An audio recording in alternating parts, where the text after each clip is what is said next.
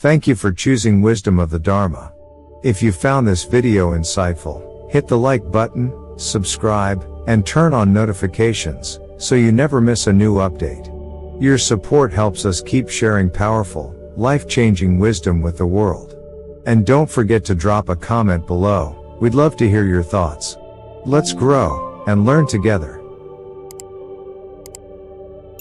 Part 1. The Hidden Enemy Within. Why your fortune is stuck. Have you ever felt like no matter how hard you try, how many hours you put in, how much effort you make, something invisible keeps holding you back? You set goals. You work. You save. Yet success seems to slip through your fingers, again and again. It's not just bad luck. And it's not always your mindset. Sometimes, the obstacle isn't out there. It's already inside your home. There's a truth we rarely hear. Our physical space shapes our energy, and our energy shapes our outcomes. Every object you live with, every old receipt, broken item, forgotten trinket, is more than just stuff. It's an energetic anchor. Some things support your growth. Others quietly drag you down. This is not superstition. It's an ancient understanding, deeply rooted in both Buddhist philosophy and modern Feng Shui. According to the Dharma, the external reflects the internal. A cluttered environment often mirrors a cluttered spirit. But it goes further than just tidiness or aesthetics. Some objects, when broken, expired, or misused, don't just clutter your shelves. They hold vibrations of the past. They echo unresolved emotions. And over time, they can trap you in patterns of stagnation without your conscious awareness. I once spoke to a young designer from Seattle. Talented, hardworking, but stuck. No matter how many job interviews she aced, she couldn't land a meaningful offer. One day, while we talked, I asked about her home. She hesitated, then admitted her apartment was functional but joyless. As we dug deeper, it turned out she still kept dozens of dried bouquets from past relationships, a dead plant on her windowsill, and a stopped clock on her bookshelf. I guess I just never got around to dealing with them, she said. That's the point. Most of us don't realize how the objects we ignore are silently shaping the energy we live in, and that energy becomes the soil from which our lives grow. In this video, I'll walk you through 8 everyday items that seem harmless but carry hidden weight. They don't just affect how your home looks, they influence how your life unfolds. And once you start clearing them, you may notice something shift. A lightness. A renewed sense of movement. Maybe even a breakthrough. Because fortune isn't just something we chase. It's something we make space for. Let's begin. Part 2. The Law of Residual Energy, How Objects Trap Your Karma. To understand why certain items in your home can block wealth and invite misfortune, we need to go deeper than decoration or design. This isn't just about minimalism or aesthetics. It's about energy, specifically, the energy that objects carry, and how that energy interacts with your own. In both Buddhist philosophy and Feng Shui, there is a foundational truth. Everything has energy. Every object, no matter how simple or ordinary, holds a vibration. This vibration is shaped by how the item was created, how it has been used, and, most importantly, what emotions or memories are attached to it. This is what we call residual energy. Residual energy is the subtle, lingering imprint left by past emotions, actions, or events. A scarf worn during a breakup. A mirror that hung in the room where arguments happened. A gift from someone who brought pain. These things may seem harmless on the surface. But they retain a frequency, one that stays in your space long after the moment has passed. In Buddhism, this is closely related to the idea of karmic residue. Karma is not just what we do, it's also the energetic echoes we leave behind. And when we surround ourselves with objects tied to suffering, fear, illness, or regret, we unconsciously tether ourselves to that same vibration. Feng Shui takes this further. It teaches that every home is a web of energy, like a living map. When one part of that web is blocked or distorted, say, by a broken mirror or a dying plant, the entire system becomes unbalanced. Energy stagnates. Fortune stalls. Relationships strain. Health weakens. This isn't magic. It's energetic cause and effect. Have you ever walked into a room and immediately felt heavy, even if it was clean and bright? That's residual energy at work. And often, the source is something as small as a cracked plate, a forgotten drawer full of old receipts, or a dusty box of photos you haven't looked at in years. But here's the empowering part, you're not stuck with it. Once you understand that every item in your home either supports your energy or drains it, you begin to see your environment differently. You realize your home is not just a place you live, it's a mirror of your life, and a partner in your destiny. And when you choose to clear the energy around you, you begin to clear the path ahead of you. Let's now look at the first item that often hides in plain sight, quietly weakening your health, your clarity, and your wealth. Part 3. Expired medicine and cosmetics, from healing to harm. Most people keep old medicine or expired skincare products tucked away somewhere in the bathroom. We tell ourselves, maybe I'll need this again, or it still looks fine. But few realize that these items, once helpful, can quietly become energetic pollutants in your home. Medicine and cosmetics hold unique power. They connect directly with the body, our health, our self-image, and our sense of renewal. When they're fresh, they carry the vibration of healing. But when they expire, that energy turns stale. From a spiritual perspective, what once supported life now carries the imprint of stagnation. I once met a retired teacher from Chicago who hadn't touched his medicine cabinet since the pandemic. Inside were half-used prescriptions, old painkillers, and expired face cream. I just forgot about them, he said. But every time he entered the bathroom, he felt tense, like a quiet pressure in his chest. One morning, after reading about energetic cleansing, he decided to clear it all out. He didn't just toss things. He thanked each item for serving its purpose, then released it. Within days, he felt lighter. He started walking again. His sleep improved. It's like I breathed out something I didn't know I was holding, he told me. These items often sit where we begin and end our day, by the mirror, near the sink. Their invisible presence shapes our energy field. Expired cosmetics, though still pretty, no longer nourish. They subtly undermine confidence and clarity, especially for those working on self-worth or emotional healing. The solution isn't just about cleaning, it's about conscious release. Choose a quiet morning. Open your cabinet. One by one, hold each item, acknowledge its role, and decide if it still serves your highest well-being. What you throw away physically, you also release energetically. When you let go of what's expired, you create space for something alive. And in that space, new energy, new health, new beauty, new clarity, can finally enter. Part 4. Dead or dried plants, life that cannot breathe. At first glance, dried flowers and potted plants may seem like harmless decor. Some people even keep them as memories, a birthday bouquet, a once thriving fern from college.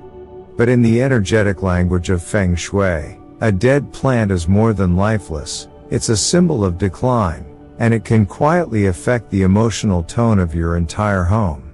Plants represent growth, vitality, and the wood element in the 5-element system. When they're thriving, they lift the space with vibrant, living chi.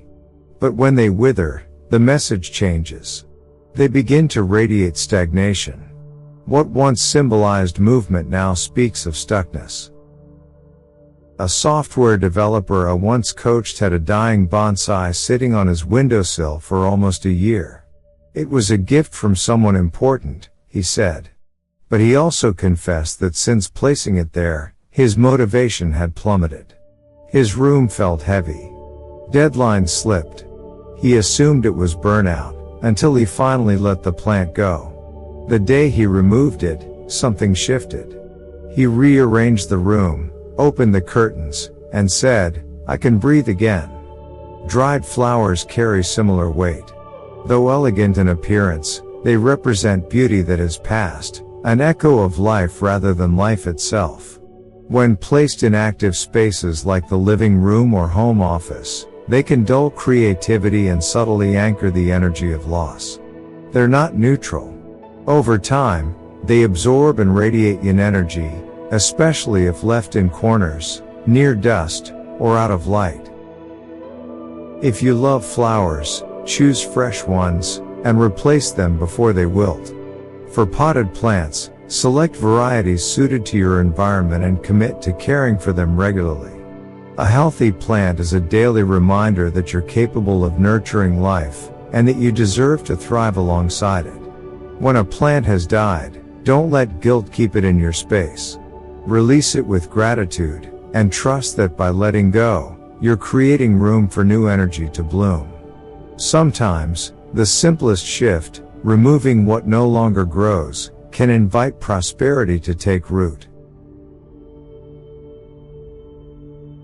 Part 5. Stopped clocks. When time freezes, destiny halts.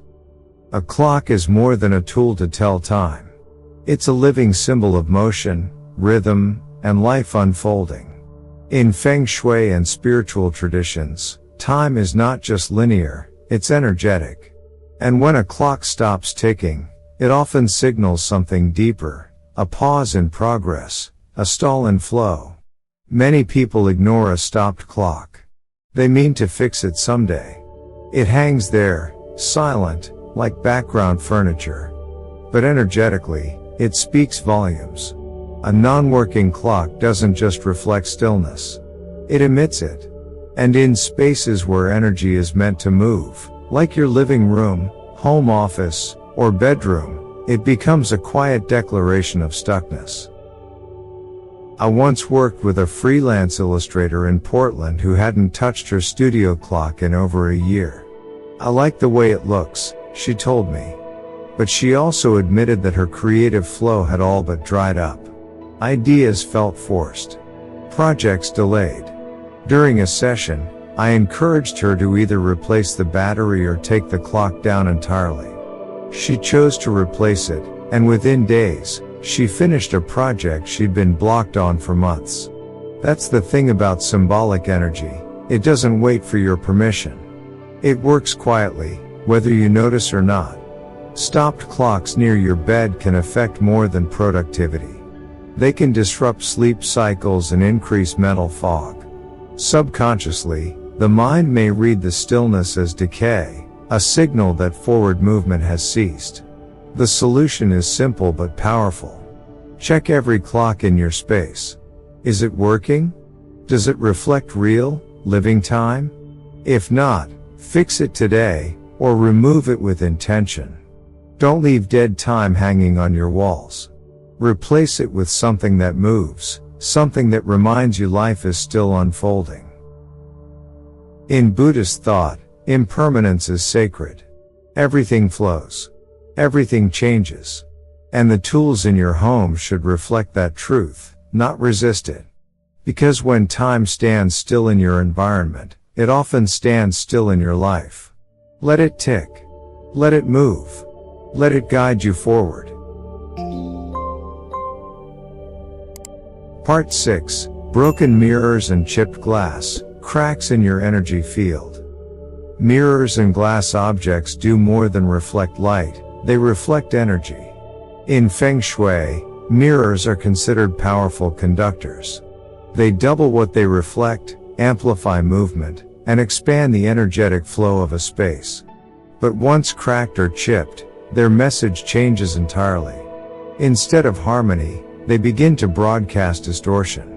A mirror that's broken, even slightly, no longer reflects truth. It fragments reality, both visually and energetically. Over time, that subtle distortion can impact how we see ourselves and how we perceive the world. It becomes harder to focus, harder to feel confident. In relationships, communication can grow strained, mirroring the broken reflection hanging on the wall. A marketing manager in Atlanta once told me about a mirror that had been hanging in her hallway for years, chipped in one corner but still usable. She thought nothing of it, until her therapist pointed out that her language about life had become fragmented. "I don't feel seen," she would say. "I'm out of sync." When she finally replaced the mirror, she noticed an unexpected sense of ease. Her home felt more whole. So did she. Cracked dishes, glasses, and bowls carry the same energetic weight. They symbolize incompleteness, an inability to hold, to contain, to nourish fully. Even if you're not superstitious, eating from a chipped plate or drinking from a cracked cup sends a message to your subconscious: I accept brokenness as normal. From a spiritual perspective, these small fractures invite larger fractures in our emotional and energetic lives.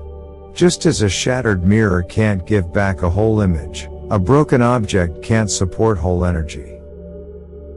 What should you do? Respectfully part with them. Wrap cracked mirrors in cloth or paper before discarding them. Release broken glassware without guilt. Replace them with items that are whole, clean, and reflective of the life you want to cultivate. Your environment is a mirror of your spirit.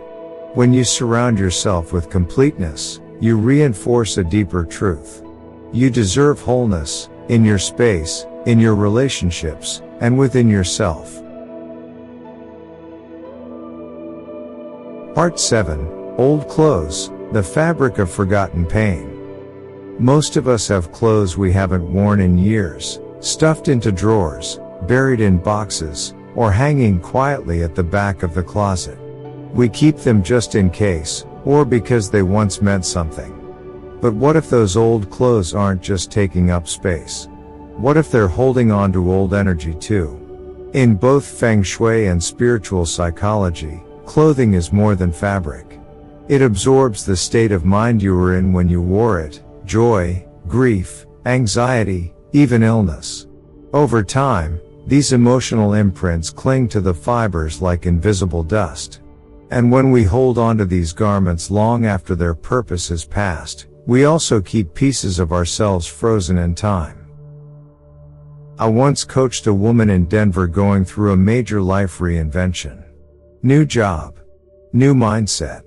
But she still kept an entire bin of clothes from her divorce, items she hadn't touched in over 5 years. "I don't even like them anymore," she admitted, "but I feel weird letting them go."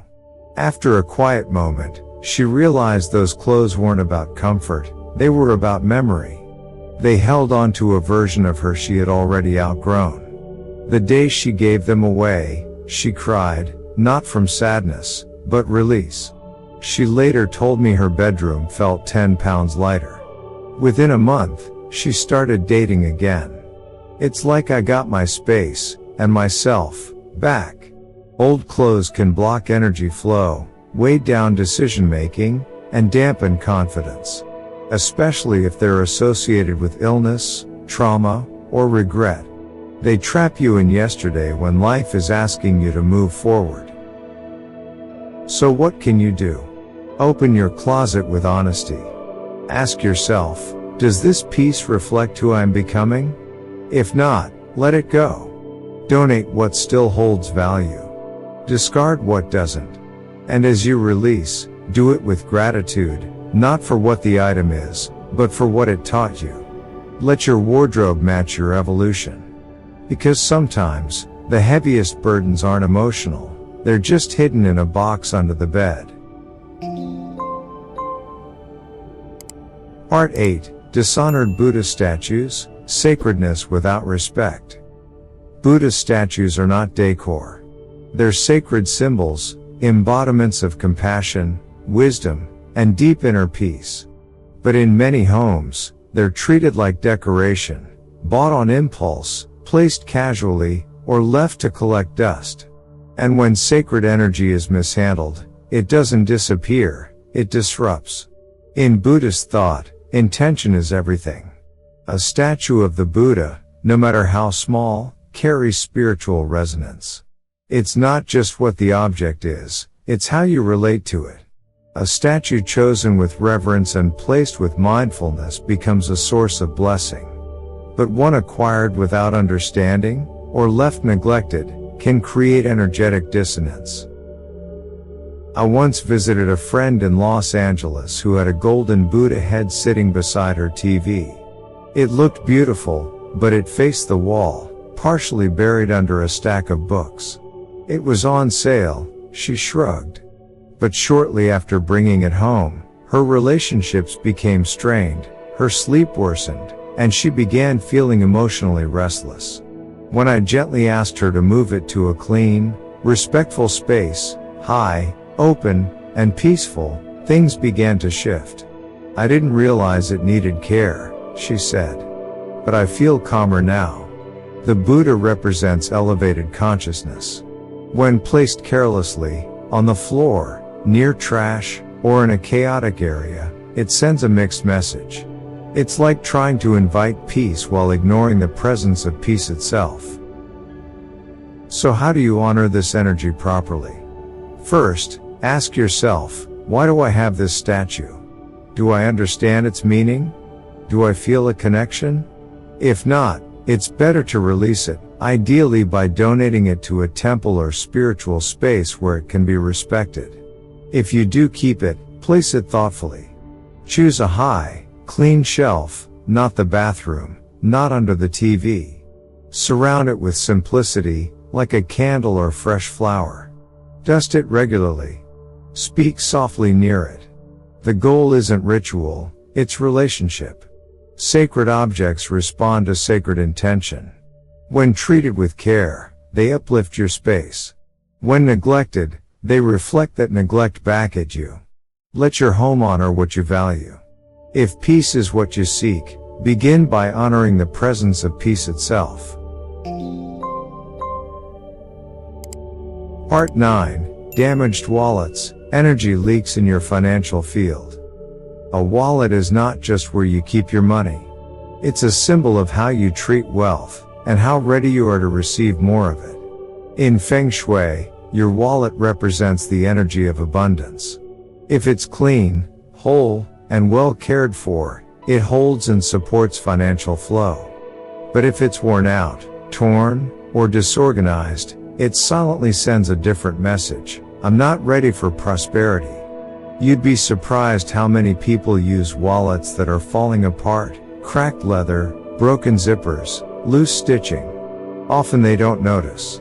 Or worse, they think it doesn't matter. But energetically, it does. I once spoke with a young entrepreneur in Miami who kept using the same wallet from college. It's sentimental, he said, even though it was frayed and barely holding together. At the time, he was constantly stressed about money, clients ghosted him, deals fell through. I asked him to consider getting a new wallet, one that reflected the level of success he aspired to, not where he had been. He resisted at first, then agreed. 2 weeks after upgrading, he landed a major client.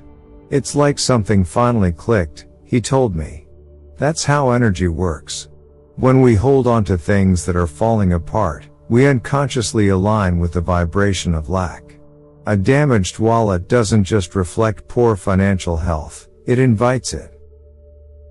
So what should you do? Start by looking at your wallet with fresh eyes. Is it intact? Does it feel good to touch and use?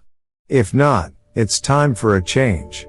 Choose one that feels stable, clean, and personally aligned with you. Color matters too. Black or dark blue for grounding wealth, red for energizing flow, green for growth, gold or silver for prosperity. And never use someone else's old wallet. Money carries personal energy, and someone else's financial karma is not yours to inherit. A new wallet won't magically make you rich, but it shifts your posture toward wealth. It says, I take money seriously. I make space for abundance. And that small shift in how you hold your resources can open bigger doors than you might expect. Part 10. Cluttered entryways, fortune blocked at the door. In Feng Shui, the front door is called the mouth of Qi.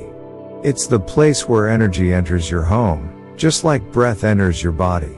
When that entry is blocked, messy, or overwhelmed with clutter, the life force you need to thrive has trouble finding its way in.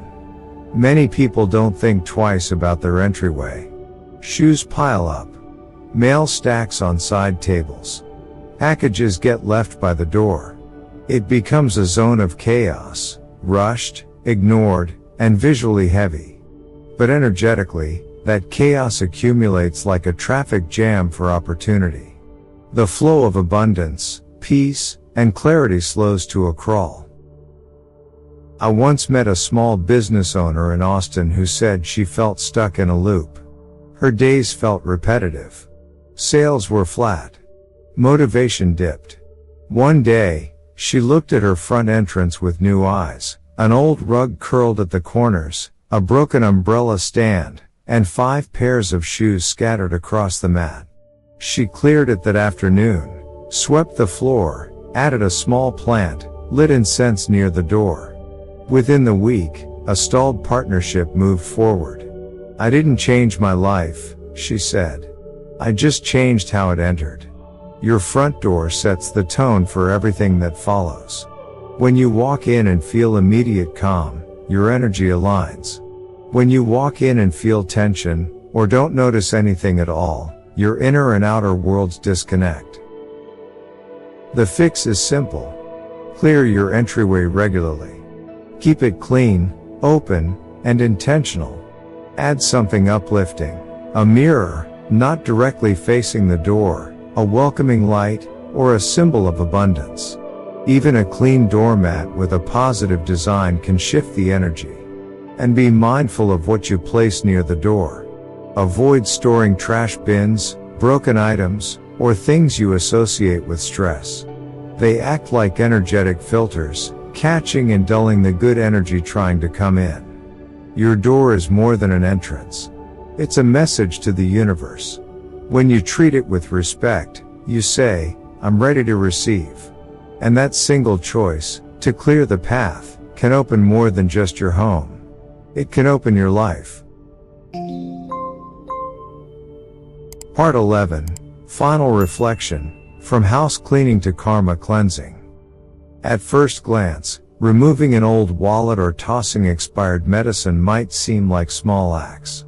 Just housekeeping. Just tidying up. But in spiritual practice, especially in Buddhism and Feng Shui, these small physical actions carry a much deeper weight. They are not just acts of cleaning, they are acts of karmic release.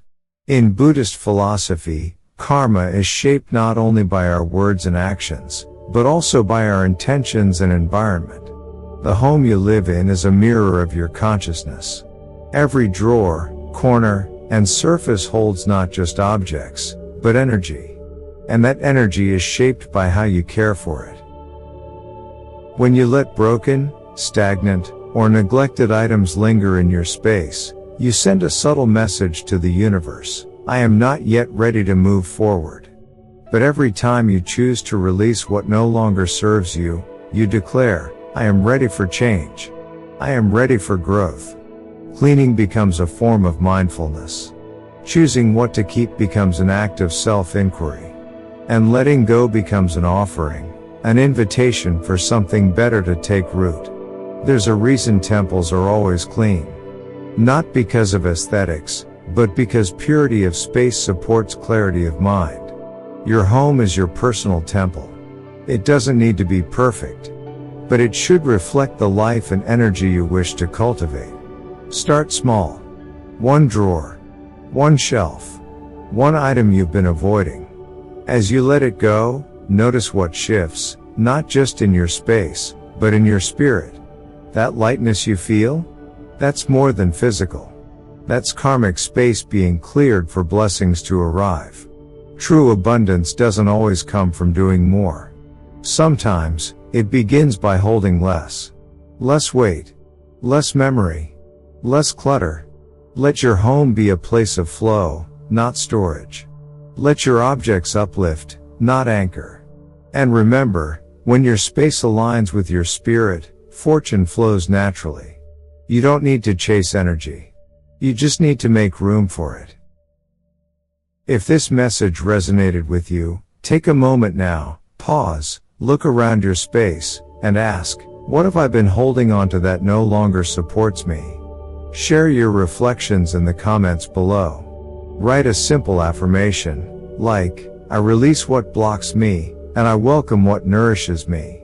Your words can become a powerful seed, not just for you, but for others walking the same path. And if you haven't yet, be sure to subscribe to Wisdom of the Dharma. Each week, we share teachings that blend ancient insight with practical living, so you can create a home and a life that aligns with your highest self. Until next time, clear gently, live consciously, and let energy flow.